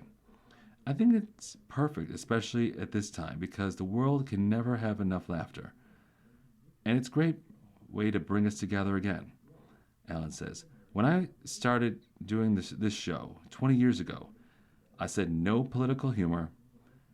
I wasn't into that. It wasn't funny 20 years from today, 40 years from today, or 60 years from today. Nothing political, nothing sick, sexist, racist, anti-Semitic, homophobic. Just talk about your life, your family, your friends. Talk about your relationships. That will be funny forever. Allen started his media and production company in '93 called Allen Media Group, a venture company that nearly left him bankrupt and had dumped all of his own money into it.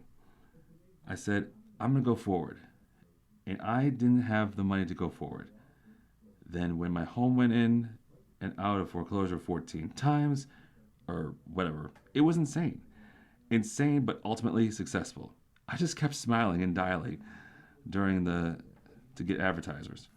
Now Allen's owned more than a dozen ABC, CBS, and NBC stations around the country.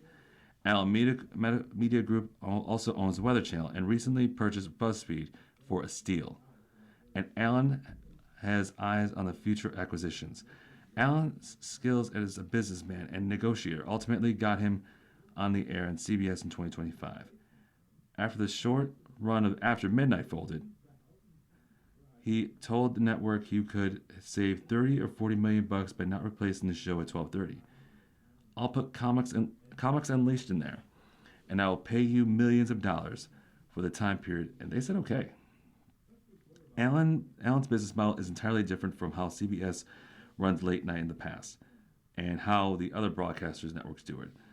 He said his company leases the time slots for CBS to produce the show and sell the ad time to themselves. He does all the work and he and his CBS split the money. I am the infrastructure. Moving Unleashed to 11:35 opens up the 12:30 block. Allen's other series, Funny You Should Ask, a comedy game show. I said I will deliver you two shows that has been performed in syndication. They said, let's go. Allen's career had been one of the settings on reaching goals no matter the odds or setbacks. His new late night fieldom is no different. Comics Unleashed and Funny You Should Ask will air on CBS at 11:30 and 12:37 a.m. respectively, starting at May 22nd, just as he wanted all along. So there it is, he says, after breathlessly detailing decades of comedy and media over the single phone call. 51 years later, dreams do come true. I'm a 65-year-old overnight sensation. Our next headline, Duran Duran, Free to Love Vegas, by Melissa Ruggieri. The girls are all shrieking. Only now they're middle-aged women whose fervor is buoyed by wine and the ability to untethered to reality for a few hours in Las Vegas. The boys on stage in their 60s both embody the once a heartthrob, always a heartthrob spirit. The core four of bassist John Taylor, frontman Simon LeBon, drummer Roger Taylor, and keyboardist Nick Rode still boast about their pop star cheekbones, coiffed hair, and swagger. Duran Duran is in the midst of a recent multi-show takeover in Blue Live Theater, an elegant Ford Blue Las Vegas, in the combination of the barrage of lights, artistry videos, and a set list populated by the 80s and 90s and monster hits like The Reflex and Ordinary World. While regarding the offerings from this century, like Invisible, What Happens Tomorrow, proves their longevity. But the bands also uncorked a surprise after howling Hunger Like a Wolf, a swampy funk of Notorious, and muscular Careless Memories, an album that tracks 45 years old and still pinnacle of the visceral new wave. We have a new single, LeBon tells the sold-out crowd on stage. It's about the greatest freedom of all, being free to love. With that, Duran Duran accompaniment by longtime guitarist Don Brown, backup singers Anna Ross and Rachel O'Connor, saxophonist Simon Wilscroft, burst into a glistening slice of a disco-coded pop, Free to Love. The song, written with a frequent collaborator, Nile Rodgers, boasts a chic-like bass line and groove video to pay homage to Top of the Pops. The long-running British record charts shown akin to American Bandstand that influenced generations of music fans until 2006 demise. The video plays behind the band in the concert, a visual complement of the delectable groove, and its concept is one that Rhodes is thrilled to discuss. In separate interviews a week before their Vegas return, the glamorous synthesizer maestro and always candid John Taylor chanted about the potpourri of topics, including the new single, future plans, sorry fans, there's no new album on the way, Duran's recent collaboration with Italian luxury perfume company Jacoff for their new brand of fragrances, Neo Rio, and the health of their original guitarist Andy Taylor, who revealed his prostate cancer diagnosis in 2022. John Taylor says Free to Love is the Let's Get Together song. As LeBon said in Las Vegas before 2005, What's Happening Tomorrow, and advocates a ballad about resisting the chronic anxiety produced by the world's events. We learn early about not making political statements in our music. To that end, Free to Love written as a summer long a let's get together song, which are not always easy to write. Reinforcing that point, in disco music, you don't have much to say. The message is the music. Very upbeat and positive, and just like that, the way we are. Taylor says that Duran Duran has never been about writing specifically about current events and prefers to keep their music amid the dance floor. Duran Duran revives Top of the Pops in the Free to Love video. The concept of the band's new video was spearheaded by Rhodes, who reminds us that Duran Duran performed on Top of the Pops several times during the 80s and 90s peak. His goal was to replicate not only the vibe of the show, but the same camera work and the number of people in the dancing audience, and while adding a splash of Soul Train to keep it a fresh look. There's a generation of people out there who've never experienced Top of the Pops. Some of the comments we're getting from younger fans are, "What is this show? What is this really based on?" Or, "I never thought I'd see the day that we looked at TOTP so fondly and genuinely do." This was a show that actually brought us together, an entire country of TV viewers from 7 p.m. on Friday nights, and a whole family glued to the television. There is something rather wonderful about it, and which certainly disappeared from the advent of the internet. John Taylor shares why the band's chemistry still matters. For the past several years, Taylor recorded online tutorials, Stone Love Bass Odyssey, in which he walked through bands through some of his fluid bass techniques on Duran Duran songs, while also talking about the music theory and showcasing his funk influences. He hopes that showing people and musicians or not the organic origins of music will underscore the magic of the collaboration. Technology allows individuals to create music, but it's not the same as negotiation to take place in a collaborative between like-minded soulmates. If you're a bass player, you got to be working with the others, he says. More and more, the music is being programmed, and less is being performed, and we're just fighting against it. I want to see fingerprints of all the work. I want to feel the fingerprints of the band. Don't even try to get into a conversation about Simon, about AI, and lyrics. It's his craft. It's all of our crafts. So we're sort of just vying with the times. Andy Taylor holding in there. When Duran Duran stood on stage in the Rock and Roll Hall of Fame induction speeches of 2022, they shocked fans, and they read a letter from the original guitarist Andy Taylor, who left the band in '86, returned from '01 to '06, and contributed to 2023's Dance Macabre album.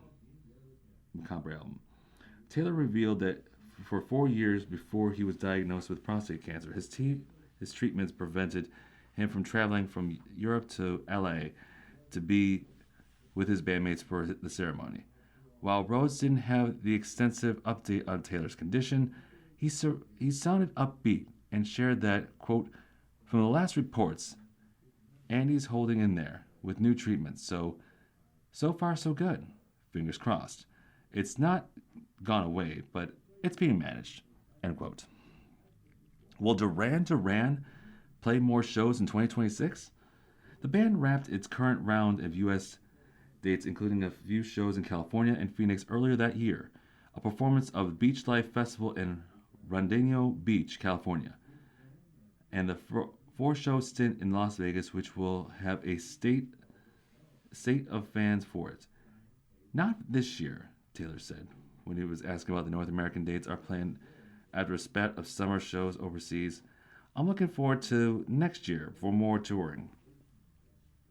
Both Taylor and Rhodes, though, appreciated the band's frequent stops in Vegas. It changes so much. Oh my God. There's so many great places to eat and shop. The first time we went was back in '88, and no musicians were going before that, and it was like just Wayne Newton. I remember we were playing the opening at Hard Rock Hotel in '95, and it changed the game. Vegas was chasing a different kind of crowd.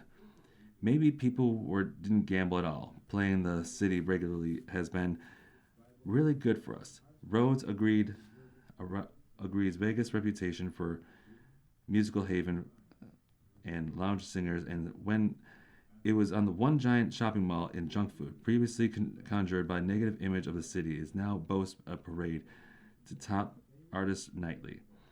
Vegas has made such more sophistication. There are great people here who really understand entertainment, not just shows, but restaurants. You can play and you can come as you want, and you'll get a different crowd every night. It's because a destination for so many artists to play. We're such big fans. You are listening to a reading of today's issue of the USA Today on the Niagara Frontier Radio Reading Service. The time is 46 minutes past the hour. Sophia Bush relishes the comedic ride in her broad trip. Ralphie Averza, USA Today from New York City. Broad Trips isn't Sophia Bush's first brush with Buffalo. In Sophia Bush's latest movie, Broad Trip, streaming on Roku, she plays Alice, a human resources professional who goes on a road trip with her mother, Janine, played by Lauren Holly, to Buffalo, New York. The trip is an attempt to stop her mom from marrying Wayne, played by Steven Guttenberg, a man she just met a few weeks ago. While the movie was shot in Canada, Bush has also visited Buffalo before. Her last trip came with a less chaotic premise. She was filming the biopic Marshall, of which starred Chadwick Boseman. I was just bopping around town watching Boseman be brilliant, and then he goes to see art. Bush, who's 43 years old, tells USA Today she counts the Albright Knox Art Gallery as a favorite, so it was great. As far as actually road tripping, Bush is down for it.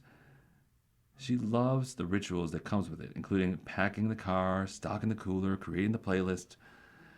I like to stop and see something ridiculous, like the nation's tallest thermometer or the largest frying pan.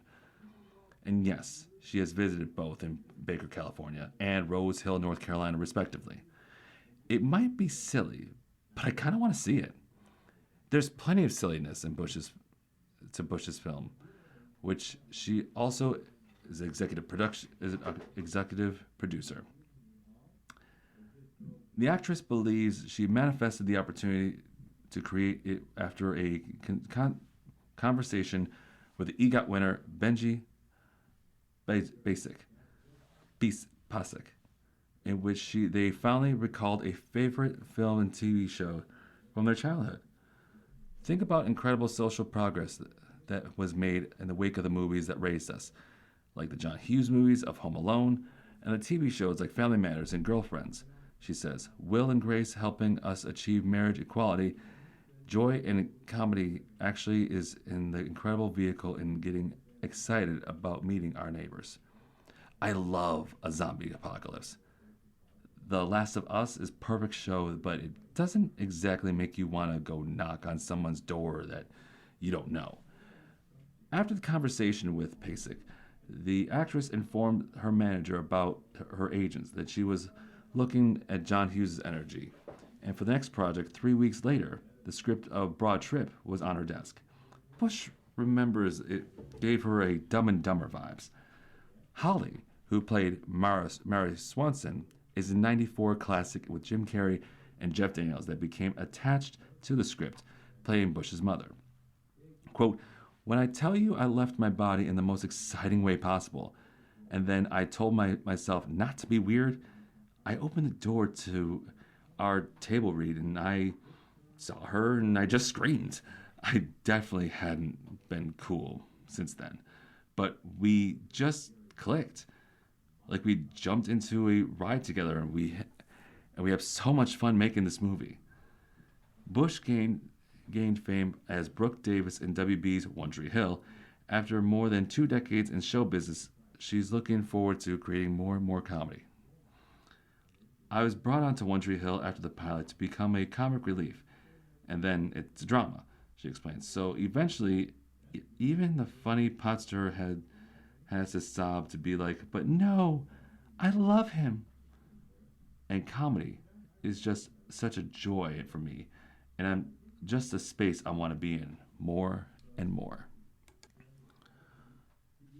Our next article, Filoni to bring new and old forces to Star Wars. Brian Truitt, USA Today. The Star Wars galaxy doesn't have George Lucas anymore. Instead, it's got the next best thing. His apprentice. Dave Filoni worked with Lucas in the 2000 with the Hanukkah the Clone Wars, the animated series, the most significant Star Wars project for fans between Lucas' prequel trilogy and the sequel trilogy. After working on the TV shows including Ahsoka, The Book of Boba Fett, Filoni is now the Jedi Master who was tapped at Lucasfilm's president and chief executive officer in January. Quote, I'm very excited and feel very privileged to be in this position. Filoni, now 51, I learned from the best, not just from George, but the people that were the foundational to Lucasfilms during the prequel era, some from the original era. He's in charge of Star Wars' future, an integral part to its present, and co-writers and producer The Mandalorian and Grogu now in theaters. It's a move in the big screen for armored bounty hunters Mando, played by Pedro Pascal, and his adorable, Force-sensitive adopted son following the 3 seasons of Disney Plus series The Mandalorian. Filoni brought a filmmaker, Jon Favreau, to create the show as a director of the movie. Favreau weaves such filmmaking inspirations as Harry Hallucin and William H. O'Brien, yet Lucas' influences still flows through it. Not just Star Wars stuff either. There's a lot of American graffiti in this, Favreau said. He looks at the scene where Mando wants to unplug the exhaust for his starship, the Razor Crest, and take out the unnecessary equipment so it can go faster. It reminds Favreau of the moment in Graffiti where John Miller, played by Mel LeBlanc, is getting his 1932 Ford Coupe ready to face Bob LaFalle, played by Harrison Ford. We draw from every angle George has done, but everything that has influenced him, such as Flash Gordon. But The Mandalorian and Grogu definitely veers from Star Wars movies that preceded. There's no opening crawl per se by the opening credits of the Oscar-winning composer Ludwig Göransson. Feature a bunch of different soundscapes from his score rather than the unusual orchestra, and while the Force is used, no one says, "May the Force be with you." You're always going to be looking for new things. And I point them out when George made The Empire Strikes Back. He didn't just sit on what he did in A New Hope.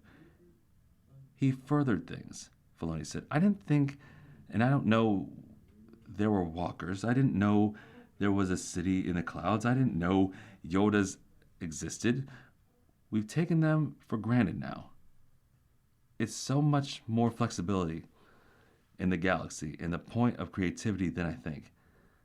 People realize because they get so buried into the facts about things they believe in. Adding new stuff is just as important in honoring the past. You understand the great giant shoulders you're standing on when you get to work with something like Star Wars, but you also want to add your own page and go forward. So I'm very excited to see what the future will have. Filoni won't spill too much about the upcoming projects. Oh, I have a lot of vivid plans.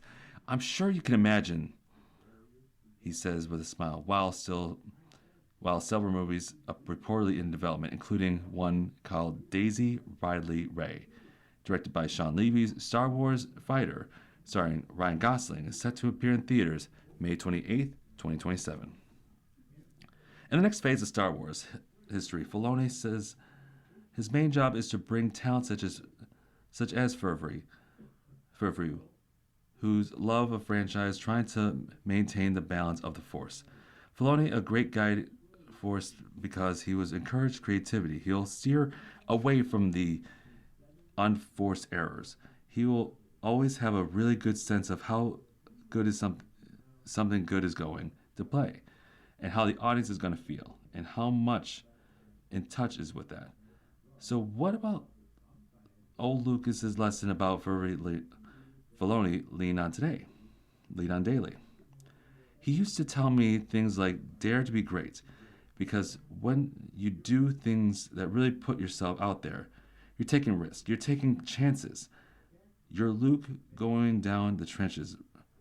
You're Luke going down the trenches, and am I really going to be able to do that? Am I really going to push through this and do something amazing?